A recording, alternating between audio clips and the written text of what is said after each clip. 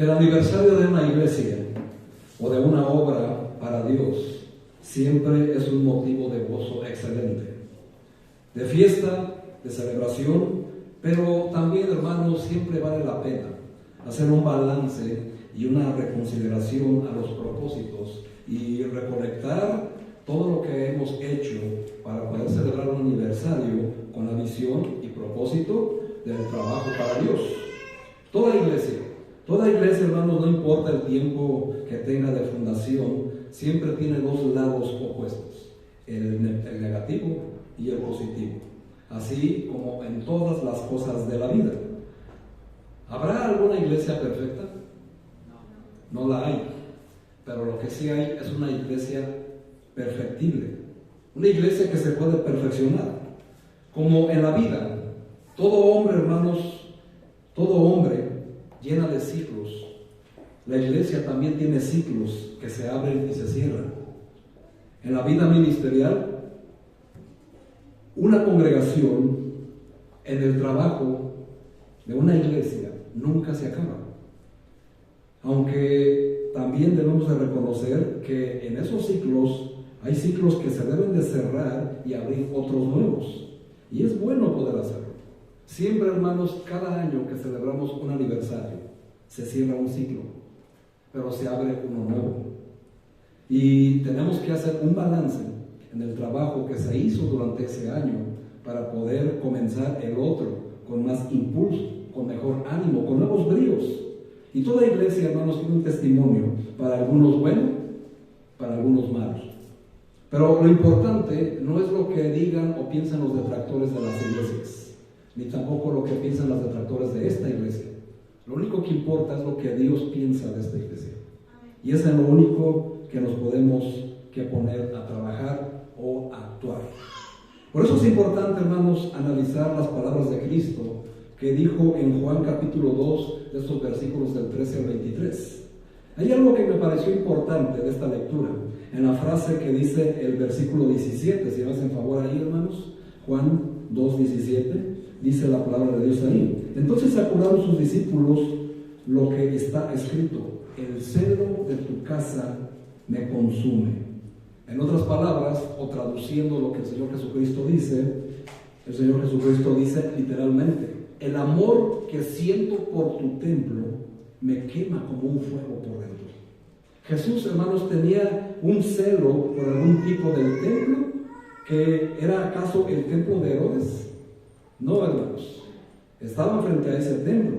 Así que los líderes, en el versículo 18, ellos dicen: ¿con qué autoridad haces esto? ¿Cómo es que tú vienes y empiezas a volcar a los que están vendiendo aquí sus animales y tiras todas sus mesas? ¿Quién te dio esa autoridad? Ahora, hermanos, para que se imaginen, ese lugar nos imaginamos siempre como una pequeña explanada, como lo ven en las películas, ¿verdad? Con unos 15, 20 puestecitos. No, hermanos, no es así. Es el lugar donde se ponían a vender, hermanos. Era aproximadamente de unos 200 metros, si no es que un poco más. Unos 300 metros donde estaban abocados tantos vendedores y cambistas, lo que le molestó al Señor Jesús, porque él mismo dijo: han hecho la casa de mi Padre una casa de mercado, cuando la casa de Dios es una casa de oración. Y por eso hizo lo que hizo. Así que estos líderes, hermanos, se asustaron cuando él les dijo en el versículo 19: destruyan este templo y yo en 3 días lo levanto. El problema, hermanos, es que ellos se lo tomaron literal. Ellos, hermanos, creían que se refería a su templo, a su orgullo. Y en el versículo 20 ellos dijeron: por favor, 46 años fueron necesarios para construir este templo, ¿y tú crees poderlo construir en 3 días? Pero el versículo 21, el Señor Jesucristo, con la autoridad del cielo, le dice: Jesús estaba hablando de su propio cuerpo. Porque a partir de ahí, hermanos, era donde ya venía el tiempo donde Jesús iba a ser perseguido para arrestarlo y poderlo crucificar. Así que hay varias cosas, hermanos, que se pueden entender en estos pasajes, que ya no vamos a tener mucho el tiempo. Pero quiero primero decirles, hermanos, acerca de los aniversarios.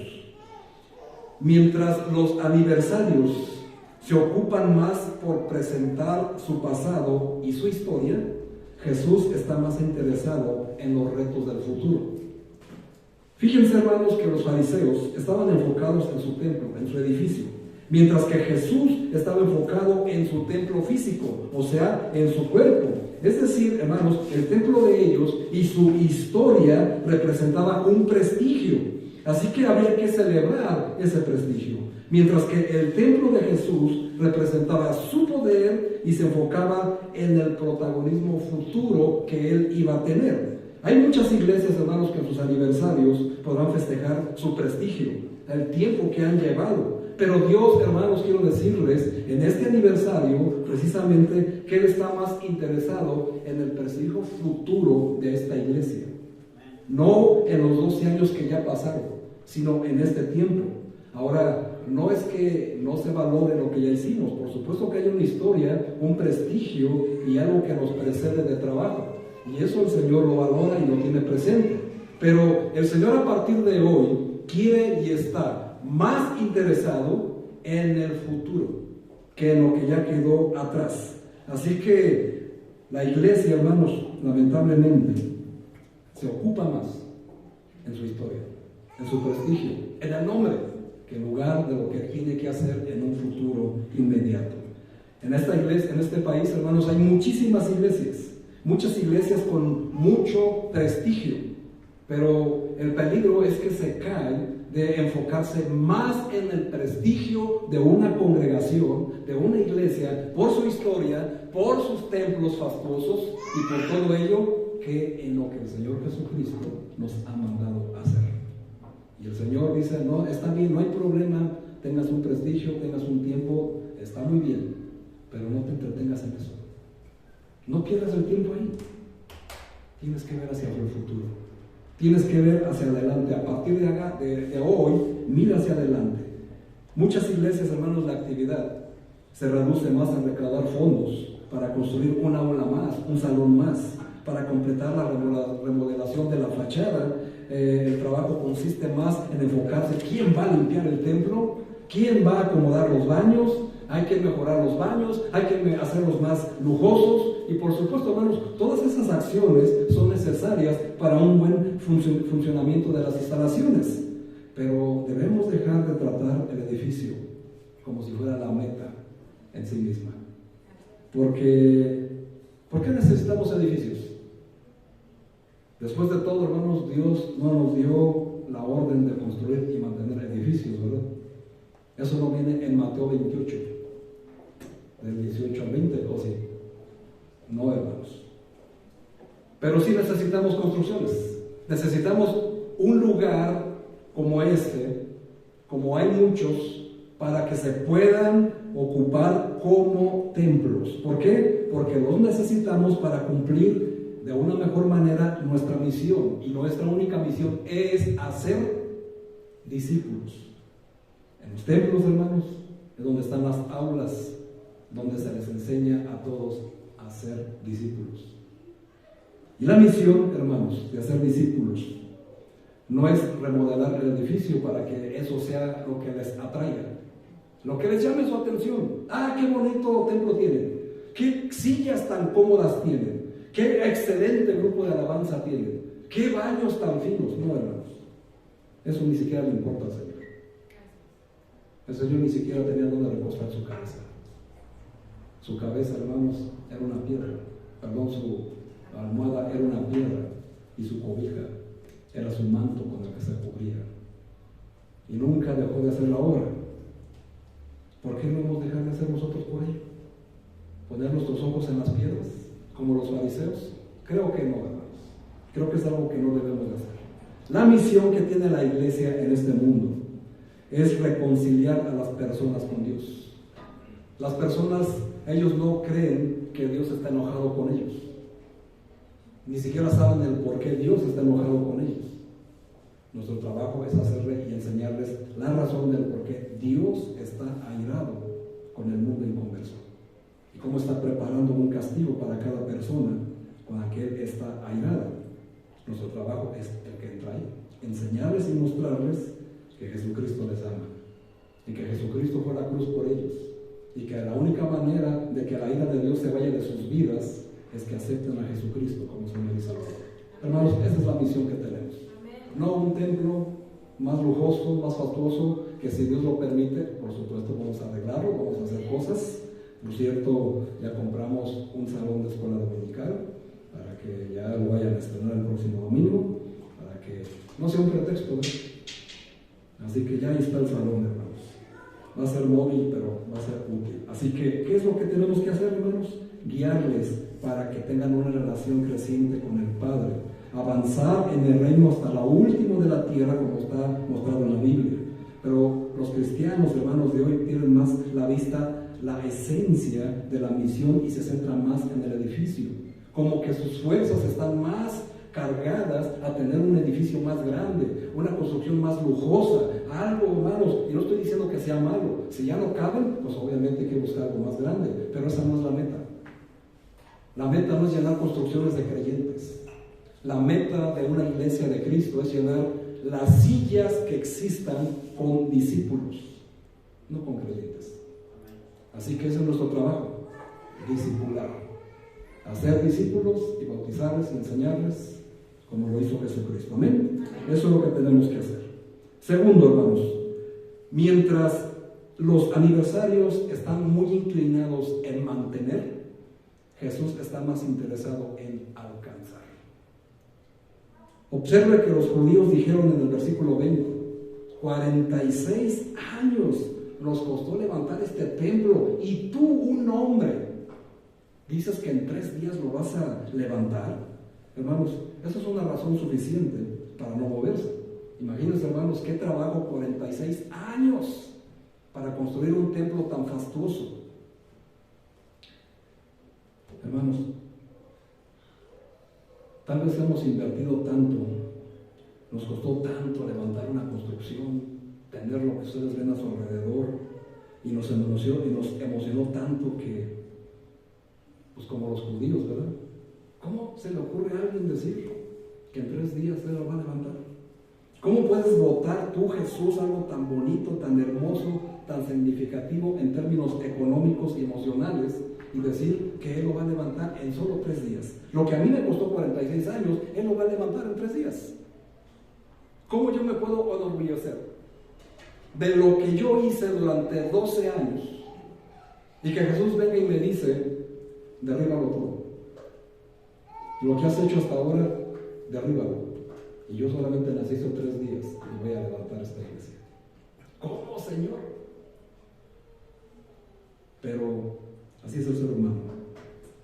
Nuestro orgullo a veces está más puesto en lo que nos cuesta económicamente hacer algo que lo que espiritualmente importa.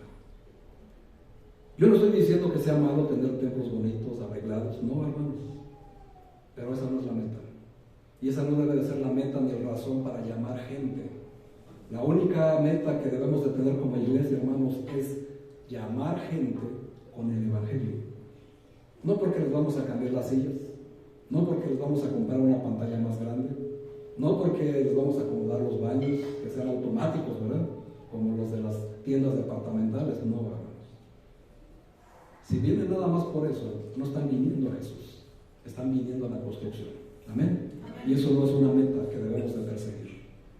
Nosotros, hermanos, pudiéramos estar como ellos conformándonos porque tenemos una construcción cómoda, porque está cómoda, está grande y extiende lo suficiente, pero no debemos de estacionarnos ahí. Tenemos que ver, hermanos, que tenemos que alcanzar gente, no lugares, no templos, no terrenos, sino las almas valiosas por las cuales el Señor Jesucristo nos ha llamado a salvar. Amén.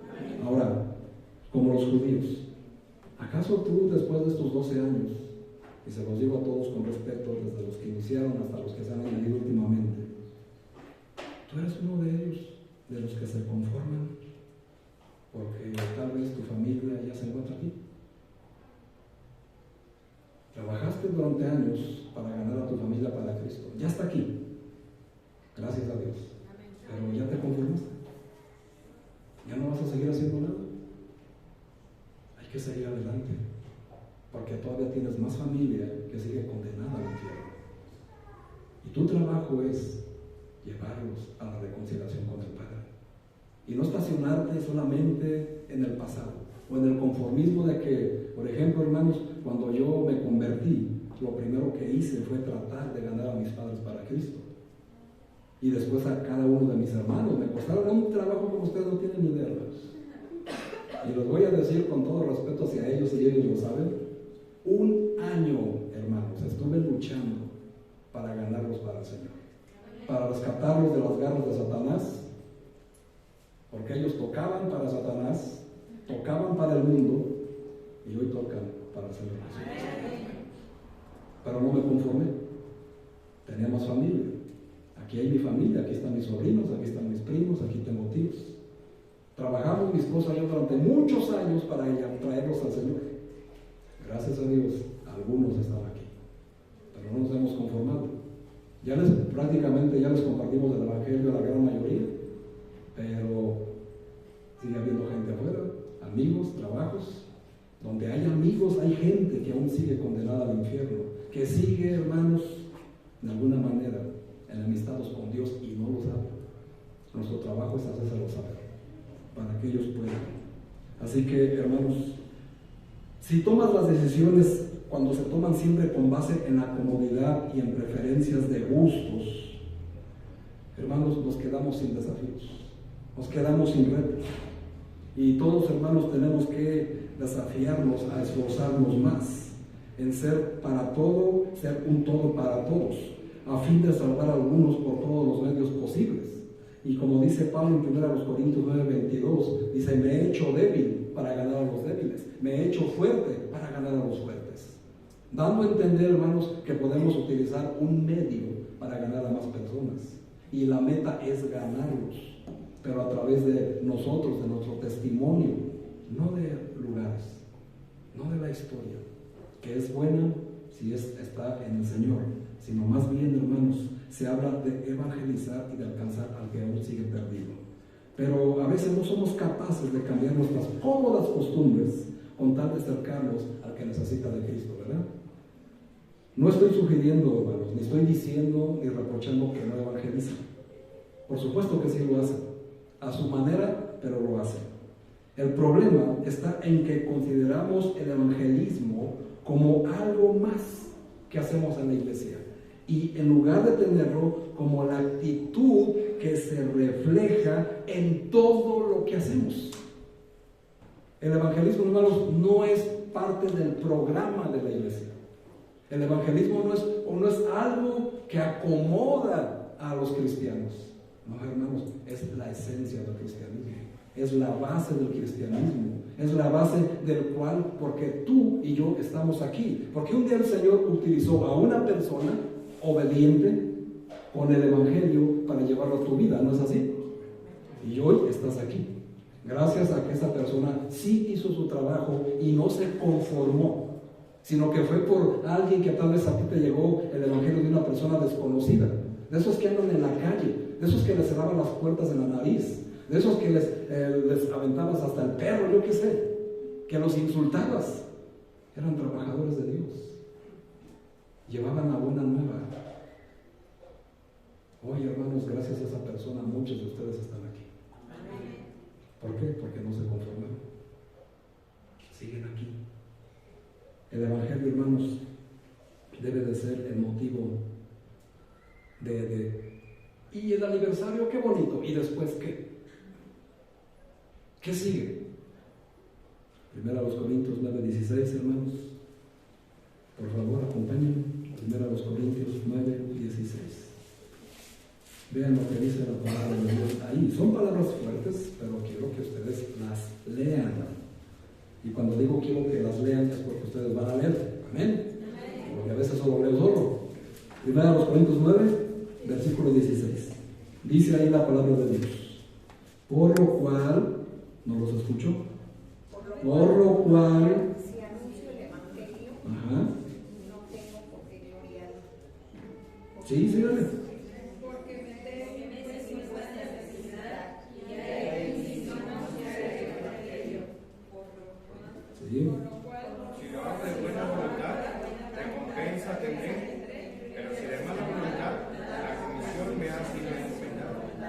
Fíjense, hermanos, a veces no se ponen de acuerdo ni cómo empezar la lectura, mucho menos para ganar almas para el Señor, ¿verdad? Dice, hermanos, la Biblia, pues si anuncio el Evangelio no tengo por qué gloriarme, porque me es impuesta necesidad. Fíjense, hermanos, me es impuesta, no es opcional, no es si quieres, no es que tú fuiste llamado a la iglesia solamente para sentarte, no, hermanos, todos, absolutamente todos, desde el más nuevo hasta el más viejo de la iglesia, fueron llamados para anunciar el Evangelio. Y no se deben de conformar porque su familia ya está ganada para el Señor. Tienes que anunciar a los demás porque el juicio se acerca y ¿quién crees que es el único que puede advertirles? Tú. Tú eres el único que tú ya conoces lo que se viene, lo puedes hacer. Así que, hermanos, este 2024 es un año de profecías que se van a cumplir y las van a ver todos. Y entonces más de uno va a llegar a preguntar: oiga, pastor, ya me dio miedo, ¿qué vamos a hacer? Y les voy a decir la única respuesta que les voy a dar de una vez: evangelizar. No hay nada más que hacer, hermano. Todo lo que va a suceder este 2024 está escrito en la Biblia. Mateo 24, puedes leerlo. Lee la Biblia, hermanos. Lee Apocalipsis, lee Daniel y lee los periódicos. Y te vas a dar cuenta que la profecía se está cumpliendo. ¿Qué es lo que tenemos que hacer, pastor? Evangelizar. Que este 2024, hermanos, debe de ser el año de la multiplicación. El reto que hoy les pongo, amados hermanos, es que te multipliques.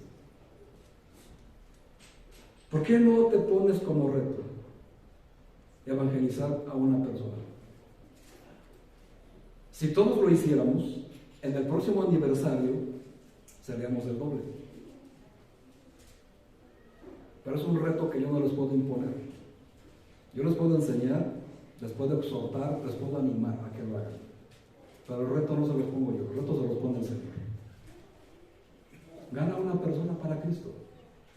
Multiplícate. Deja de ser un cristiano estéril. Trae una persona a los pies de Cristo, hermanos. Cumple con tu trabajo, cumple con la comisión. Y vamos a ser el doble de personas. Amén. Si tú estás dudando y estás diciendo que no, que porque tú no sabes, o que porque no quieres, o porque tú no lo vas a hacer, tal vez deberías volver a leer primero los Corintios 9, 16 y 17. No se te dio una opción, hermano. Es una orden. Y la orden no viene del pastor.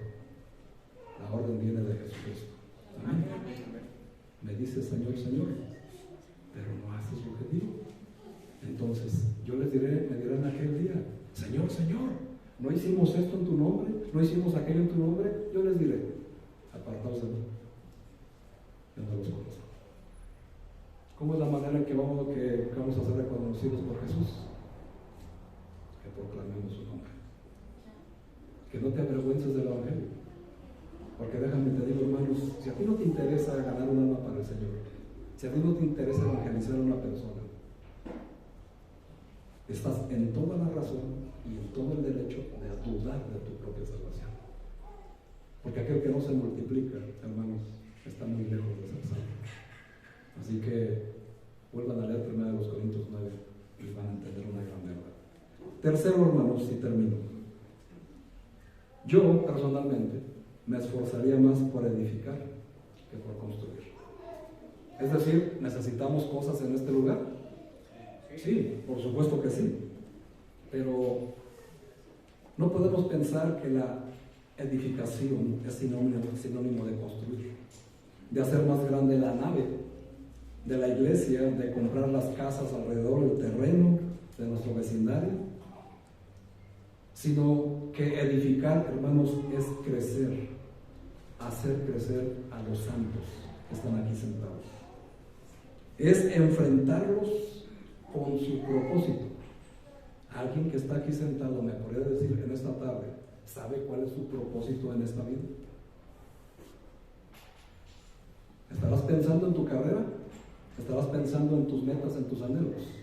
Y yo te voy a decir, solamente es parte de tu meta, de tu propósito. Pero Dios tiene un propósito especial para todos y cada uno de ustedes. Y esta iglesia, hermanos, les puede ayudar a descubrirlo. Tenemos los métodos, tenemos las herramientas, pero tienes que estar aquí. Tienes que venir a los cursos, tienes que venir a las enseñanzas, tienes que congregarte. ¿De qué otra manera vas a conseguir un propósito real? Un propósito más grande que tus propias metas, que tus propios anhelos. Dios te tiene considerado, hermano, para un propósito universal. Y tú te conformas con un propósito local. No te conformes con eso, hermano. Hay cosas más grandes de las que tú te pudieras imaginar que puedes participar estando en una iglesia de Cristo. Así que este año, hermanos, yo me esforzaría más, y espero que ustedes también, en edificarse más en construir el templo.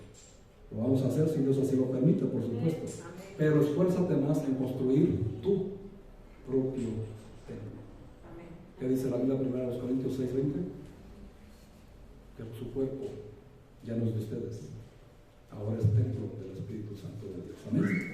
Así que, hermanos, edificar es hacer crecer a los santos, enfrentarlos con su propósito y responsabilidad en este mundo. Entonces nuestros adversarios serán plataformas para el cambio y no obstáculos, porque siempre vemos solamente la oposición. La oposición, hermanos, no es un obstáculo, es una plataforma para avanzar.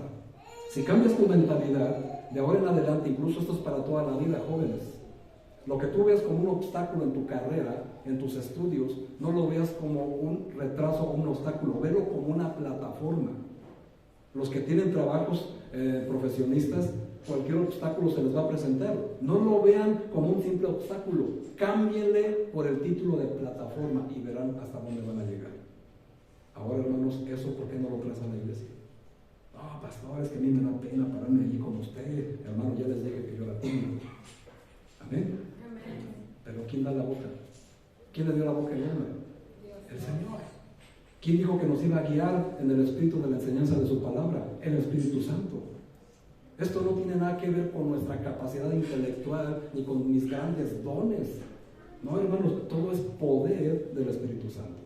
Y recibiréis poder, dijo el Señor, Hechos 1:8. Así que ustedes también lo tienen, pero no se conformen y no lo tengan guardado en una cajita, ¿verdad? El Señor los llamó para algo grande, hermanos, pero eso también depende de que ustedes lo quieran hacer. Así que, hermanos, todos esos eventos donde ya deberemos de presentar los planes futuros, los desafíos generacionales y por sobre todo sería el momento de anunciar que vamos a destruir, que vamos a derribar, a que vamos a arruinar para poder edificar y plantar al estilo de Cristo, para que podamos tomar sus palabras. En 3 días yo lo levanto. En 3 días puedo cambiar mi manera equivocada de pensar que era el cristianismo. Yo viví un cristianismo antes, pastor, y yo creía que era así, que era así, que era de esta manera. Yo creía que ser cristiano solamente era venir religiosamente, sentarme y estar ahí leyendo la Biblia. No, hermanos, solamente es una pequeña parte de ser cristiano. Ser cristiano es ser un representante de Cristo en esta tierra. ¿Te das cuenta el paquete que tienes encima? No solamente es el paquete del pastor, o de su esposa, o de sus hijas, es de cada uno que es salvo en el nombre de Cristo Jesús. En este momento se convierten en embajadores del cielo y su conducta debe de ser acorde de donde han sido enviados, con el Señor Jesucristo. Por eso él tenía esa autoridad, incluso para lo que les dijo a estos escribas y fariseos. Así que nosotros, hermanos, podemos ver este aniversario como el impulso para planificar, pero también hay que verlo tal como Jesús lo veía. Él anuncia algo que ya tenía planificado con su Padre en la intimidad que nadie sabía, y está hablando de su resurrección. Por eso les decía, en 3 días yo levanto este cuerpo. En 3 días iba a ser la resurrección. Ese era el tema importante, porque ese es el tema el que sale del corazón de Dios y de la intimidad de su Padre con Jesús. Nuestros temas de aniversarios, hermanos, no deben ser solo el impulso para planificar después. Es decir, hermanos, respondiendo a la pregunta, después del aniversario, ¿qué? O sea, ¿qué va a hacer con tu vida? ¿Qué vas a hacer los de aquí de enfrente? ¿Qué van a hacer con su vida después de hoy? Los de acá, ¿qué van a hacer? De acá de este lado, ¿qué van a hacer? Los que están hasta allá atrás, después de este aniversario, ¿qué? ¿Qué va a pasar? El reto es, hermano, derriba, arruina lo que tú creías que hasta ese momento te servía, de lo cual te sentías tan orgulloso, de lo que has logrado hasta este momento. Derríbalo y reconstrúyelo en 3 días. Entendiendo, hermano, que solamente se logra con Jesucristo en tu vida. Y eso es lo que tenemos que hacer. Así que, amados hermanos, por supuesto no me voy a quedar en solas meras palabras, ¿verdad? Esto ya estaba planificado desde 2022. Pero orando, hermanos, a partir del próximo domingo ya está el plan. Y aquí tengo el plan divino. Quien quiera unirse, quien quiera aceptar el reto, por supuesto que se lo voy a presentar. Durante el año lo vamos a ir haciendo, lo vamos a ir analizando, pero sobre todo lo vamos a ir desarrollando. Así que aquí está el plan, hermanos.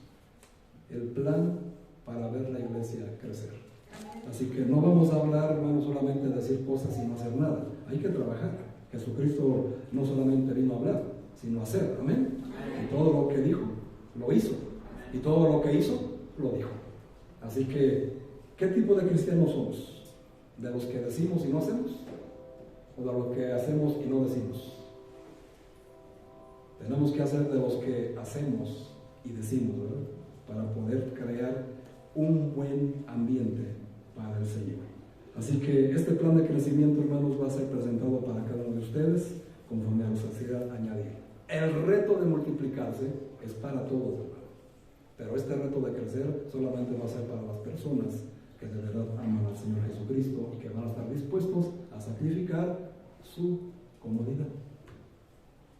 A los que no se conforman con estar en sus cómodas costumbres, eso va a cambiar.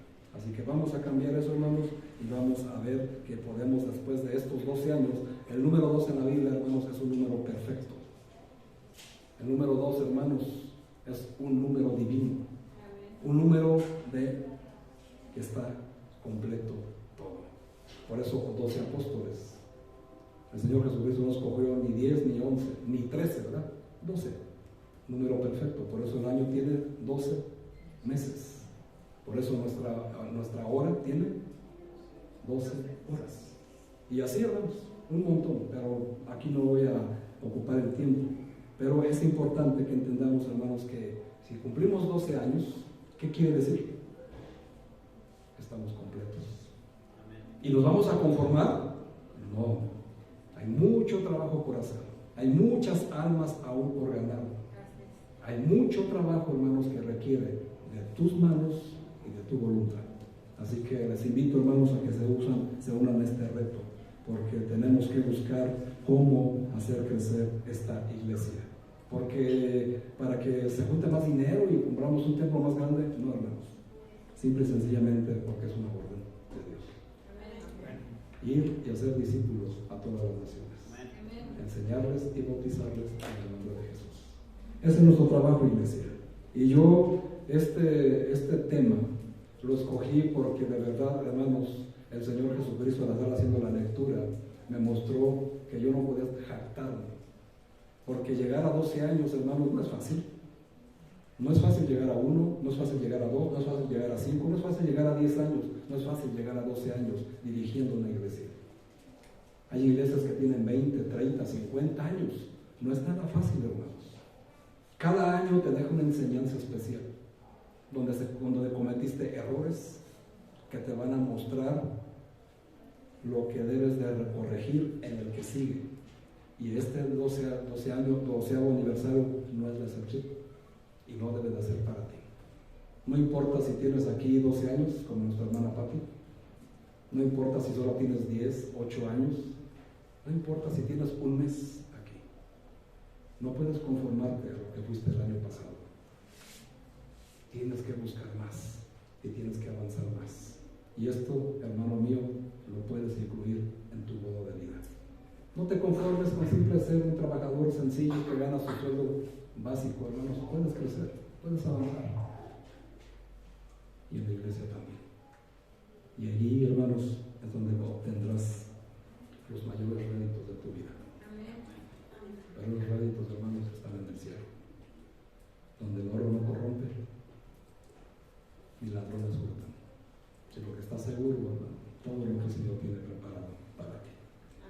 Este año, hermanos, 2024, a partir de hoy, usaremos el método de la Biblia. Usaremos el método de Jesús. Pero para ello se necesitan obreros. Amén. ¿Serás tú ese obrero?